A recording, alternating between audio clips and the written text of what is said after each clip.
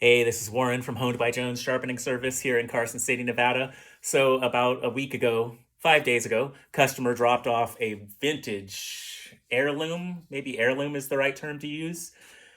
World War II bayonet. I can't remember exactly what relative he said this belonged to, but it was a relative of his who was in World War II. This is the bayonet, as you can see, right? So let's take a look at the handle. Okay, so he wanted it polished and sharpened. And I was talking to another sharpener on FaceTime this morning, and I was telling him that I was about to polish and sharpen this World War II bayonet. And he said, "You may not want to do that." And I said, "Why?" And he said, "Because if you sharpen that bayonet, it will actually lower the value of it. Keeping it in its natural condition, its authentic condition, its natural condition, actually keeps the value of that bayonet." So I immediately texted the customer and I said, "Hey, I was planning on doing this today or tomorrow, but I talked to a fellow sharpener in Texas and he said, don't sharpen that, just leave it as is. You can clean it up if you want to, but don't do anything else to it because that will lower the value of that." So I'm curious what other sharpeners have had experience with.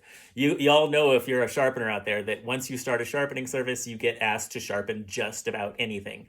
So what's your experience with sharpening swords, bayonets, and things like that? I've done a bunch of, I was about to say a bunch. I've done a little bit of replica sharpening in my sharpening service. So replica swords, replica daggers, things like that. I've definitely sharpened a few of those over the last a bit of time that I've been a sharpener, but it's not a big part of my business. Most of my business is knives, scissors, garden tools, typical things like that. There is a store here in Carson City. It's like a vintage military store. They have some inexpensive stuff. They have some very expensive stuff in there as well. And my plan is to go by there over the next few days and actually take this bayonet to that store and talk to the owner and say, because he's an expert in older military stuff, and say to him, should I just avoid this genre of stuff altogether? So let me know down in the comments. If you're a sharpener, what do you do when people bring you things like this World War II bayonet and they ask you to sharpen them? Do you do them? Do you avoid them? Do you talk to the customer about what the value of it is and what having yourself sharpen it may do to the value of that? Yeah, let me know either way in the comments. I'm just curious what other people have done.